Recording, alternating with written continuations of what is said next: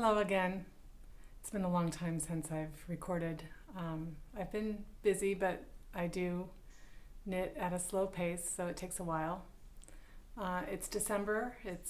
We're expecting a rainstorm to come in, and as most Californians feel, any amount of rain is really a good thing. So I'm enjoying watching the clouds come in. I'm wearing my cozy cowl that I made out of Dee Gilpin's Lowland wool, and I wear it a lot indoors too. Her new book, the Gansey, I forget the exact title, but her Gansey book, I can't wait to get. I look forward to poring over that, and I know that her Lowland wool is on sale right now, so I'm very tempted to try and get a lot of different colors of that because I really love knitting with it. This cowl is a little stretched out, but I think I've shown it before. It's lacy.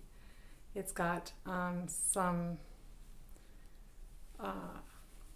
yarn overs in the middle of the colored loops that run up, and I guess I could wear it wrong side out too. It makes this pretty scalloped, but it's got these garter ridges right here, so maybe not.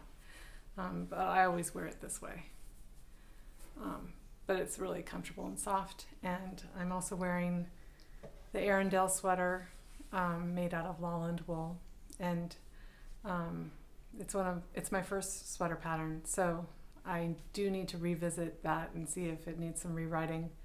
I've learned a lot about pattern writing since writing this, but it is so soft and cozy, and I love it. I made two of them, as you may know, and my sister has one of them, and I see her wear it a lot too. And I really appreciate everyone who's bought the pattern. So thank you very much. It means a lot to me. I don't think anyone started a project yet though, so waiting to see how that goes. I'm always available to answer questions, and it's sort of, when you're knitting a pattern that no one's knit before, I mean, you're basically test knitting. So I look forward to collaborating with anyone who is working on any of my patterns. So please keep me posted on your progress, and if you have any questions. My email is amelia.archer@gmail.com, and I'm happy to receive emails. So what do I have to show today? I've been working on some secret projects, but I also just finished some birthday socks for my sister. This is the Safekeeper socks. This is the inside out. I don't know if you can see just how it looks, but I'm showing you the inside out and the right side out. This one just happens to be on the foot form. You can see along here, this is actually a color loop, and I use it, I'm calling them functional color loops because I'm using this color loop to do the gusset increases. Basically every other round I knit with the color loop, and then on the next round I knit the color loops strands individually, and so it ends up angling them equally on both sides, making this really nice gusset increase. I also came up with a little trick for the heel turn, which you guys are all familiar with my right side shadow rows, I hope. There's a quick little demo video of 12 stitch toe that is maybe the most concise version of what that is, but they're not fully knitted, they're just basically shadowing stitches. And so for the toe, this is a toe up sock, I forgot to say that. So that's why I wanted to come up with a gusset increase method. And then the heel turn is super easy. You just do a quick little short row, and then when you are ready to do the flap, you knit each strand of the shadow stitches, which doubles your stitch count just right here and here, giving you this nice little curve. So functional shadow stitches. And then I didn't do a slipped heel flap. I just kept it clean and elegant. Oh, I forgot the other sock. I was going to show you a version with no ribbing up the back of the leg, and I think it's really clean looking. I think it's really pretty. Maybe I'll insert a picture. For my sister's socks, I did put some ribbing because she has really tiny feet, and I've only ever seen socks that are too big on her, so I thought I would just snug these up and made her the extra small size. Here's the pair to it. The design goes up, and as soon as the color loops end, you just can make a cuff length that you wish. And I did ribbing on the back of the leg. You can see the heel is quite deep. So even though the foot is narrow and the leg is narrow, the heel is deep, which I think fits really nicely most feet. I started the toe with Judy's Magic Cast On for the number of sole stitches that I wanted, and did the first half of the toe on the sole of the foot. Made the color loops. So I made the 3 color loops here and then switched to my main color. So then I just had these 3 color loops dangling. It was pretty manageable. They ended up being longer than many of my other patterns because this method of knitting takes a little bit more proportionally than other ways I've done color loops. So I think because of all the twisted stitches, it just ends up being very condensed. So I made my color loops, I think I did 12 feet, 13 feet, and 12 feet.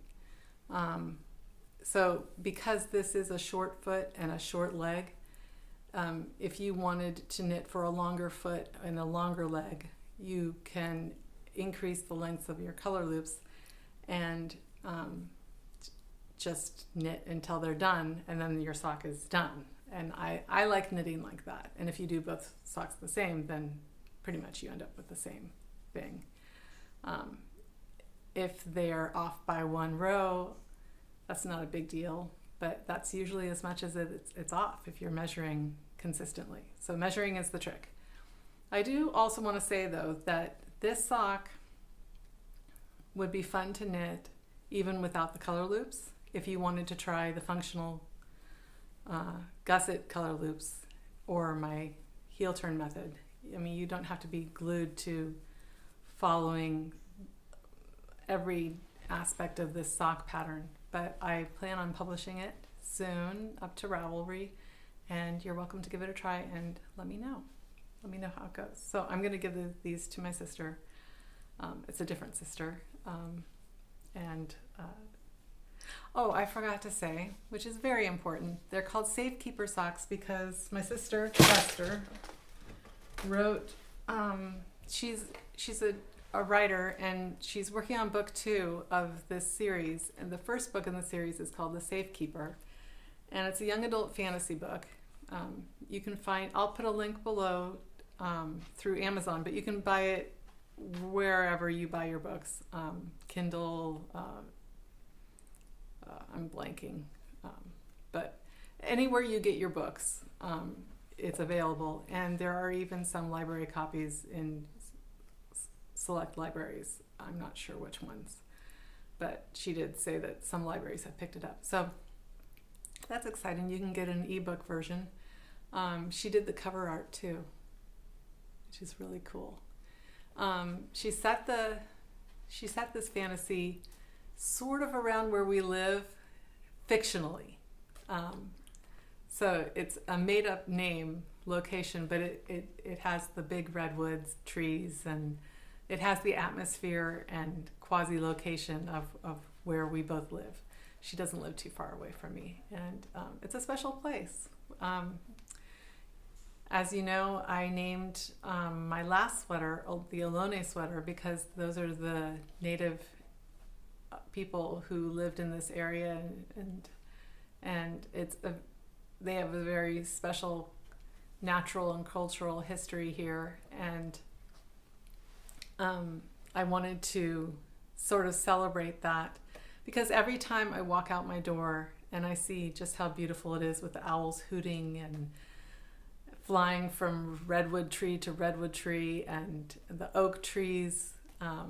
We had a glorious fall this year, just so much tree color. And it really inspires my knitting. And I just have a lot more ideas I'd like to use in response to that. Right now, it's atmospheric, misty, cloudy. I wish I could photograph it well, but I'm not talented enough to do that. But I'll give it a try at some future point.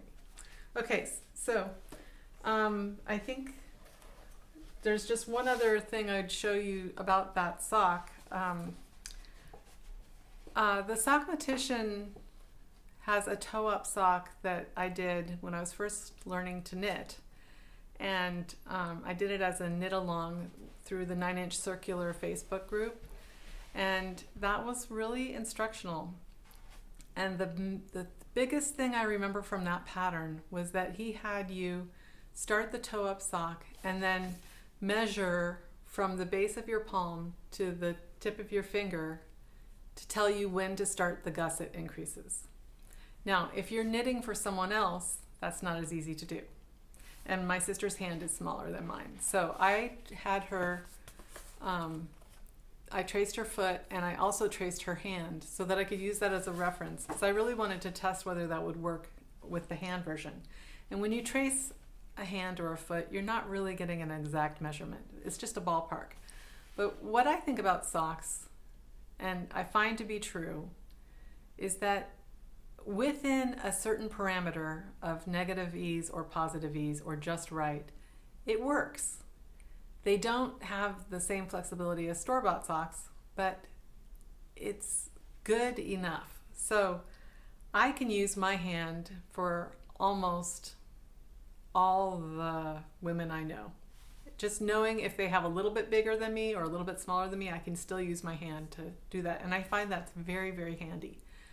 I use it for cuff down socks too. I measure against my hand and then I put just the amount that I know above that. So I will often use my hand to measure from the heel to the end of where I'm knitting and start the toe when I've got about an inch above my longest finger. So I wonder if you guys use those kinds of tricks, if you know any other measuring tricks, if you have any other suggestions for when to start the gusset.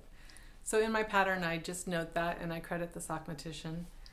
And I'll tell you, my sister Esther did try on one of these socks and it did fit her perfectly. And she has the same size foot as my sock models, which is very convenient. So those are her socks.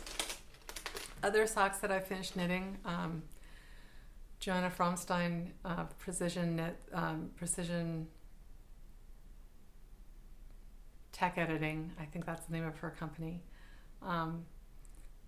tech edited the Ohlone sweater, and so I wanted to make her a memento of that, and so I made her some socks using the stitch pattern, and I finished them by my self-imposed deadline, but I can't mail them to her because New Zealand is not accepting postage from the US, which is so frustrating. I keep checking, but the socks are packaged up, so I can't show them. I'll try and attach a photo.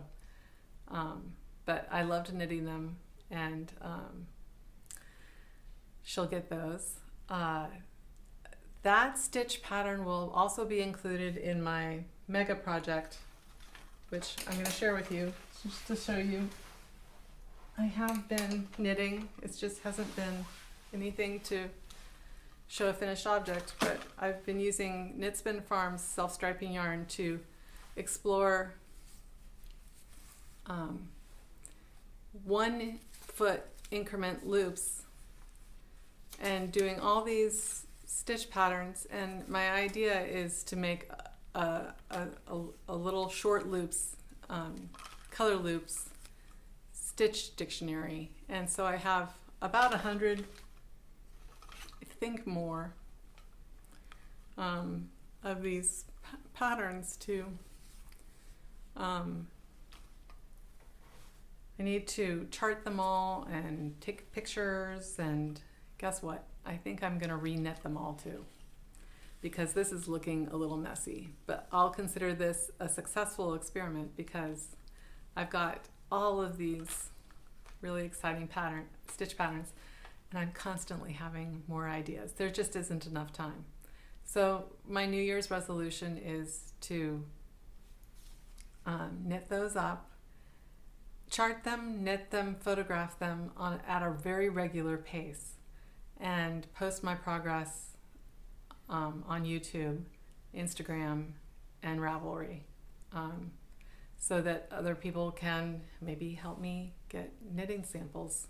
If you are interested in this project, I would be very happy to make this a group project, and accept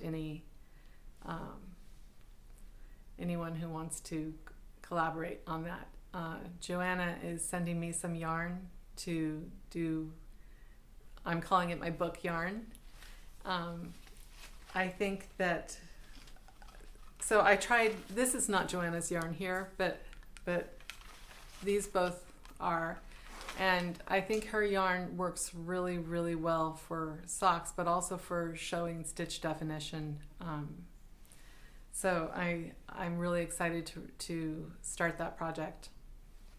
She's also sending me yarn that we talked about doing her Knit Spin Farm holiday sweater. So this was my little swatch that I made for that. And I'm excited to start working on that soon. It's basically a V-neck like the Ohlone sweater, using a slightly different stitch pattern, having self-striping yarn stripe all around the yoke with a solid color spoking at a very closer rate than the Ohlone sweater, and then ending with solid sleeves and body. And I think I'm gonna make it a cardigan pattern, but like the Ohlone sweater was a pullover with a cardigan. Oh, it had a round neck option at the end. I'm gonna make this a cardigan with a pullover option at the end. But I really think the idea of a V-neck cardigan is going to be really fun. So that's in the works. And she specializes in little known holidays colorways.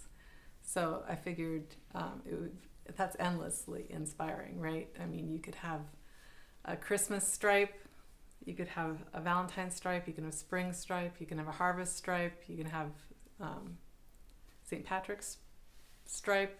And she has all these little known holidays, so those are even more fun maybe only you would know what the holiday represents, but like Library Day sweater or Beer Day sweater. I don't know all of the different little known holidays, but I think they have fun creating the colorways, and it's another way to use self-striping yarn. Let's see. I think that's it. So another episode full of, I guess, works in progress. So let me know if you ever are playing. Oh, I did have one more thing to say. I've also been really excited about applied pooling. So I got some skein cocaine yarn, and I've been experimenting with just knitting a pair of socks with that. That's my car knitting, so I don't have it with me. but it's pretty fun, I have to say. I'm not following the shawl pattern because I like sock projects and I wanted to see how that worked. It's a little tricky because, of course, then you have the cuff and the heel and the toe, and you don't necessarily want to do patterning on that. So I'm not exactly sure how I'm going to work around that, but I'm really enjoying playing with color loops for the color segment of the yarn. So basically she has approximately 14-inch segments that are a different color from the rest of the skein. And I think that for sock applied pooling with color loops, depending on the motif that I would be trying, I think 14 inches is actually a little bit too much, especially since her skeins aren't a full 36 inches around. So there's not enough base color to offset those, significant loops. But I can definitely imagine finding a variegated yarn with a small segment of color that every time you come to it, you do something with it. And that way you don't need a ruler, you don't need to think about when you're going to be doing your setup rounds. You just every time you come up to that color, you make a little loop. So that's another fun idea I'm playing with, and I thought I'd share that in case any of you are also playing with applied pooling. It's just another fun thing to do with color and texture. And let me know if you have any ideas about that. So hope to see you again in not too long, and have a great rest of 2021. Okay, thanks. Bye-bye.